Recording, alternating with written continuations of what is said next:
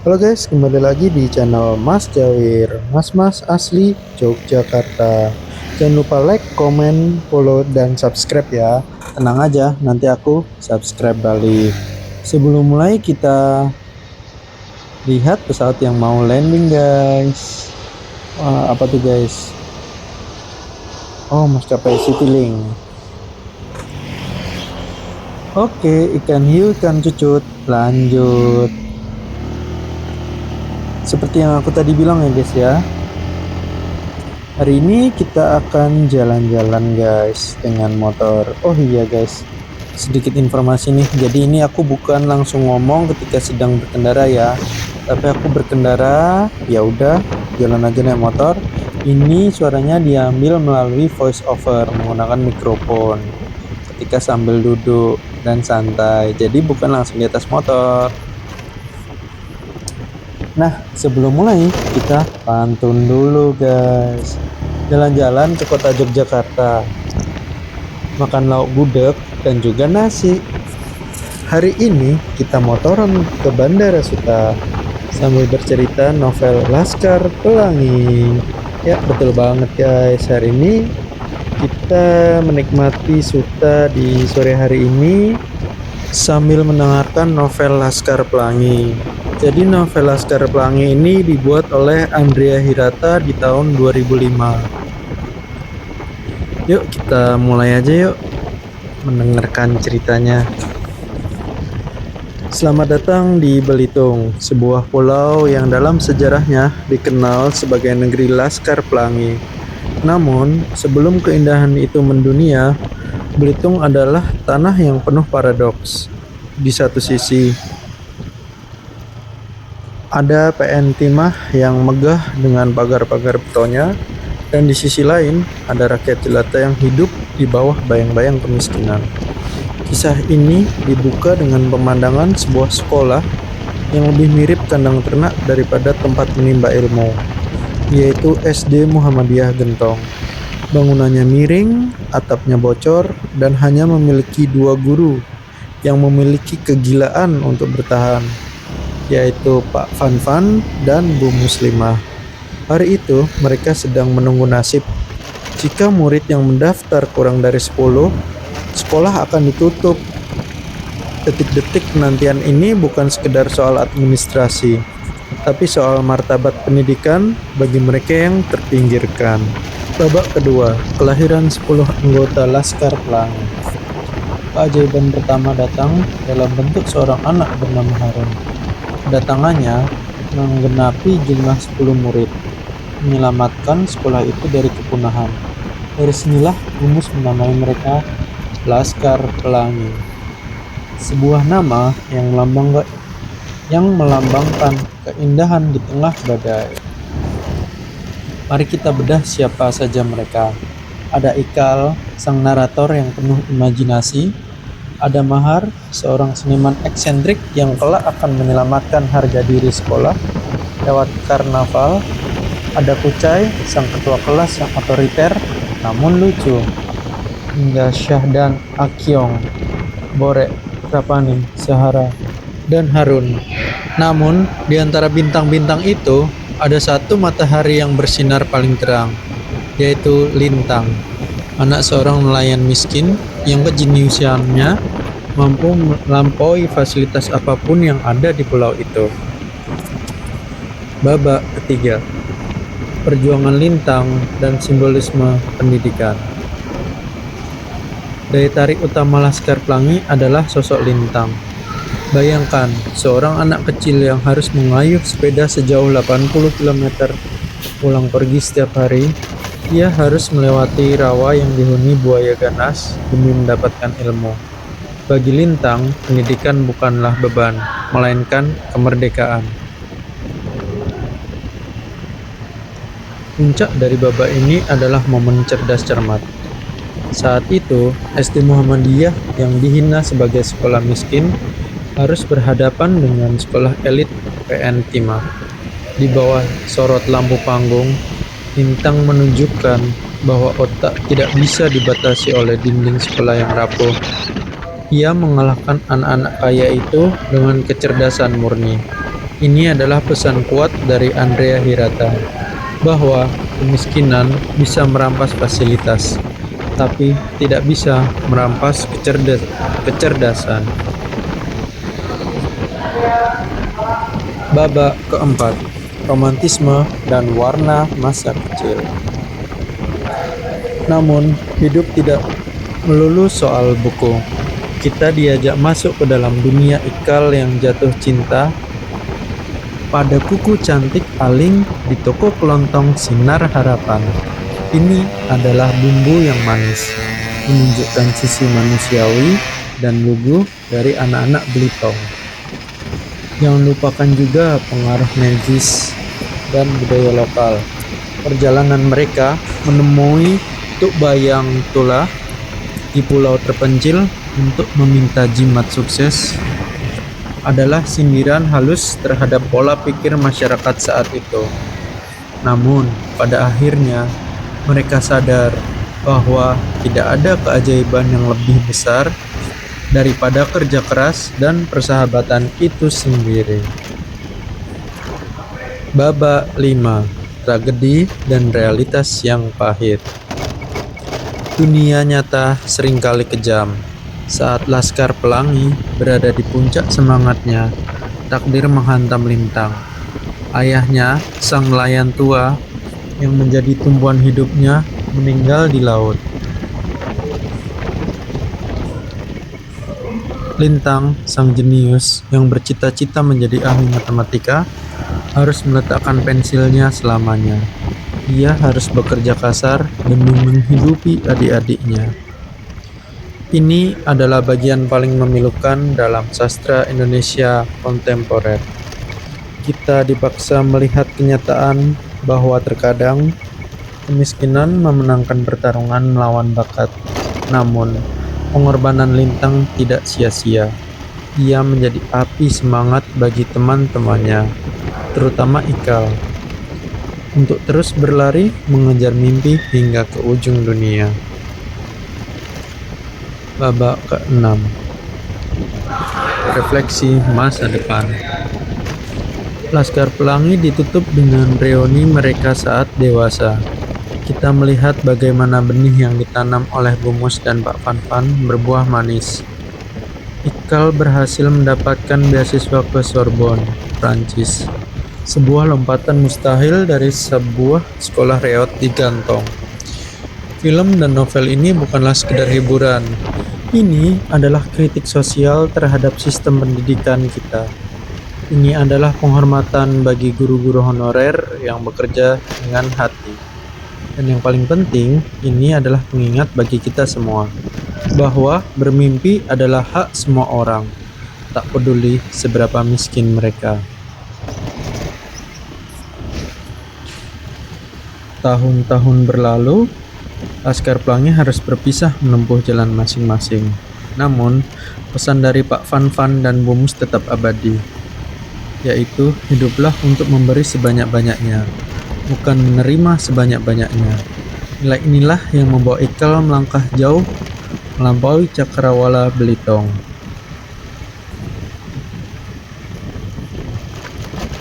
Itulah filosofi sejati Laskar Pelangi. Teruslah bermimpi, karena mimpi adalah kunci untuk menaklukkan dunia. Laskar Pelangi mengajarkan kita bahwa kemiskinan bukan alasan untuk berhenti bermimpi. Sekolah mungkin bisa rubuh, tapi cita-cita tidak boleh hancur. Film ini adalah surat cinta untuk para guru yang berjuang di pelosok, dan untuk setiap anak yang berani menantang nasib. Seperti kata Ikal, mimpi adalah kunci untuk kita menaklukkan dunia. Jadi, apa mimpi yang sedang kalian perjuangkan hari ini? Saya Mas Jawir. Sampai jumpa di ulasan film berikutnya. Bye-bye. Nah, itu dia guys, tadi ya menceritakan tentang Laskar Pelangi. Sekarang kita lanjut ke perjalanan kita. Ya, di depan kita sebentar lagi akan masuk ke Bundaran HI. Bukan guys, ini Bundaran Soekarno-Hatta. Perjalanan sore hari ini rasa cerah ya guys ya. Nah, kita belok kiri, kita menuju ke perkantoran Soekarno-Hatta. Ada banyak perkantoran, tapi yang paling bagus adalah perkantoran Soekarno-Hatta. Karena apa? Karena mengurusi pesawat dan teman-temannya. Hahaha. Kita bisa lihat tadi sebelah kanan kita melewati Kemenhub, yaitu kantor otoritas bandar udara wilayah 1 kelas utama. Sebelahnya adalah kantor BKIT, Badan Karantina Indonesia. Lalu sebelahnya melewati Polresta Bandara Suta. Ini kita udah sampai di bagian imigrasi. Kalau di sebelah kiri kita bisa melihat parkir inap ya guys ya. Kita tengok sebelah kanan lagi. Kita tengok kiri dulu, Maksimum Coffee. Nah, ini di sebelah kiri ada Masjid Nurul Barkah, masjid yang ada di perkantoran Bandara Soekarno-Hatta. Kita terus berjalan. Nah, di sebelah kiri ada semacam badan kesehatan gitu guys. Kalau kalian sakit bisa belok ke situ guys. Ujungnya adalah stasiun kereta Bandar Internasional Soekarno-Hatta. Stasiun kereta ini menghubungkan Bandara Internasional Soekarno-Hatta ke beberapa stasiun. Contohnya ke Batu Ceper, lalu ke Duri, BNI City, dan berakhir di Manggarai di tengah kota dengan tarif yang berbeda-beda ya tentunya. Kalian bisa cek informasinya lebih detail di internet. Sebelah kiri tadi injur nih guys.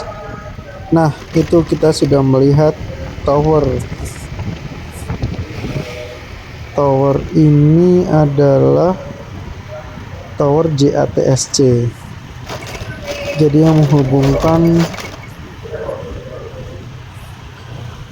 menghubungkan seluruh maskapai di area barat. Nah, ini kita sudah melalui DKPPU guys. Macet ya guys ya. Kita antri dulu, tunggu yang lewat. Nah, itu Polresta Bandara Suta. Biar Bandara Suta aman dan sejahtera. Nah, ini kantor otoritas Bandar Udara Wilayah 1. Kalau kalian pegawai outbound atau kalau kalian bekerja di bandara, kalian butuh pas bandara. Nah, kalian bikinnya di kantor outbound guys, kayak gitu. Ini kita belok kiri, serong ke kanan.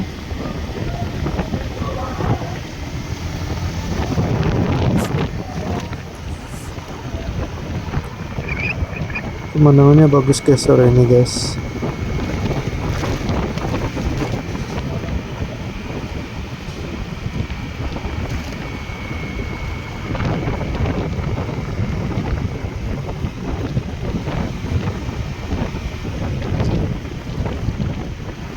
Di sebelah kiri kita bisa melihat Terminal 1 ya guys ya.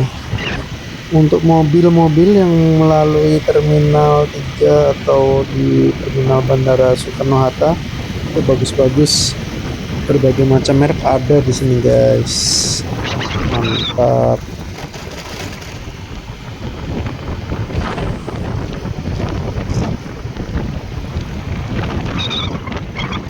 Ya, itu dia sebelah kiri guys, Terminal 1. Kita lurus.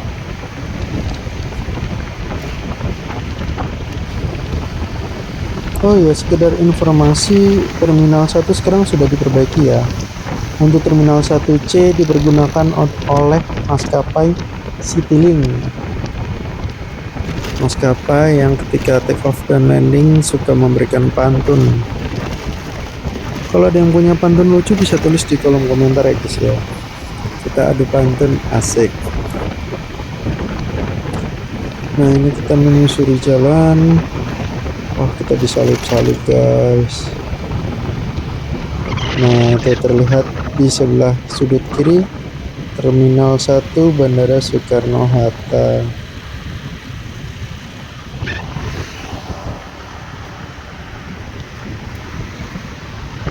Nah kalau di sebelah kanan kita ada Depo Kalayang. Apa sih Kalayang itu? Jadi Kalayang itu adalah kereta yang menghubungkan Terminal 1, 2, 3 dan kereta bandara, stasiun kereta bandara.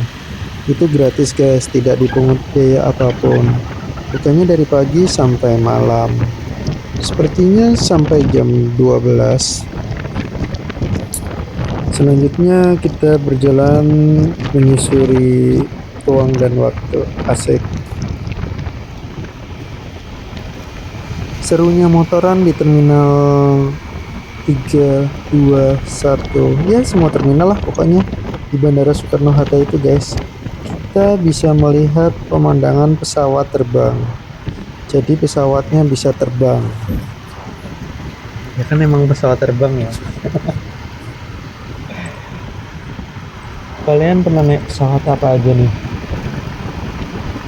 Apakah semua maskapai sudah kalian cobain? Nah itu dia bandaranya. Cakep pemandangannya. Kalau kita ke kiri itu ke Terminal 2 guys.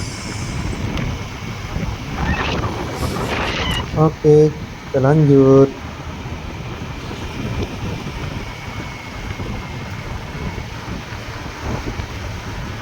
Nah, coba kalian tengok sebelah kanan itu ada Pertamina. Cuma jualan Pertamax. Biasanya yang beli ya orang-orang bandara aja karena gak semua orang tahu. Tapi boleh kok orang umum beli. Nah, di sebelah kiri kita bisa melihat parkiran motor Terminal 2.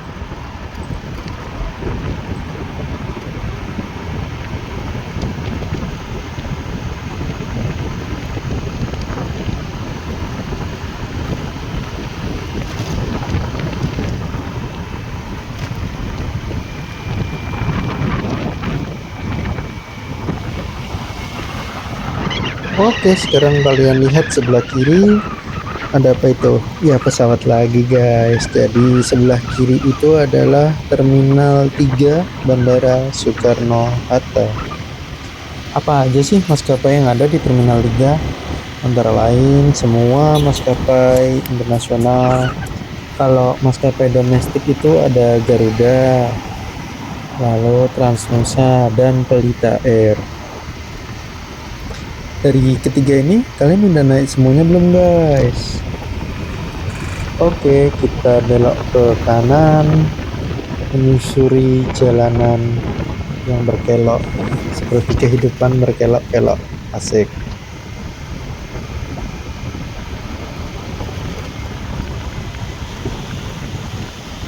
Tower yang kita lihat ini sangat bermanfaat ya untuk penerbangan yang ada di Indonesia karena yang mengurus penerbangan di wilayah barat. Jadi Tower JATSC atau Tower Airnav itu yang paling besar di Indonesia hanya ada 2. Yang pertama di Tangerang, yang kedua ada di daerah Makassar. Jadi di antara barat dan timur gitu guys.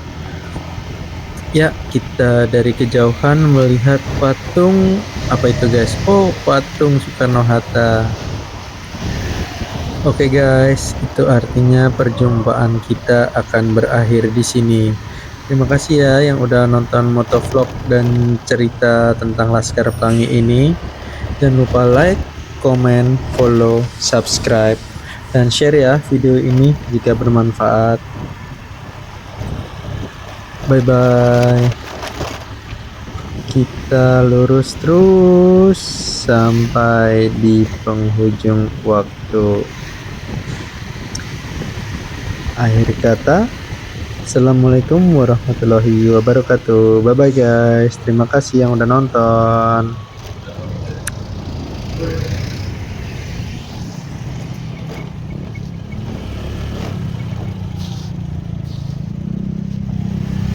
Nah, tadi kan udah bye bye ya. Kenapa lanjut lagi ya? Iseng ah. Ya ini di luar prediksi sih guys. Tadi kan udah bye bye. Kita balik lagi, kita melihat patung Bandara Soekarno-Hatta. Kenapa bandara namanya Soekarno-Hatta? Karena yang memberikan nama adalah Bapak Soekarno dan Bapak Hatta. Bandara udara pertama di Indonesia guys. Kita tengok kanan untuk mengakhiri episode ini.